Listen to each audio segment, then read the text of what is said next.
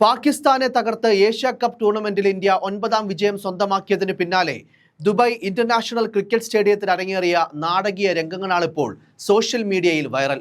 ടൂർണമെന്റിന്റെ 41 വർഷത്തെ ചരിത്രത്തിലാദ്യമായി ഇന്ത്യയും പാകിസ്ഥാനും ഏറ്റുമുട്ടിയ ഫൈനൽ മത്സരത്തിൽ ഇന്ത്യ ജേതാക്കളായെങ്കിലും ട്രോഫി ഏറ്റുവാങ്ങാൻ ടീം തയ്യാറായില്ല. ഏഷ്യൻ ക്രിക്കറ്റ് കൗൺസിലിന്റെ തലവൻ എന്ന നിലയിൽ PCB ചെയർമാൻ കൂടിയായ മുഹസിൻ നഖ്വിയാണ് കപ്പ് കൈമാറേണ്ടിയിരുന്നത്.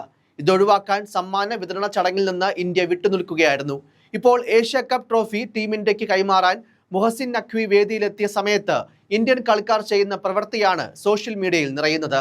മുഹസിൻ നഖ്വി ട്രോഫി കൈമാറാൻ വേദിയിലെത്തിയ സമയത്ത് കുറച്ചു ദൂരെ മാറി ഇന്ത്യൻ കളിക്കാർ ഫോണുകളിൽ മുഴുകിയിരിക്കുന്ന കാഴ്ചയാണ് വ്യാപകമായി പ്രചരിക്കുന്നത്. ഗ്രൗണ്ടിലിരുന്നും കിടന്നും താരങ്ങൾ ഫോൺ നോക്കുന്നത് വീഡിയോയിൽ വ്യക്തമാണ്. ചില താരങ്ങൾ പരസ്പരം സംസാരിച്ചിരിക്കുന്നതും കാണാം.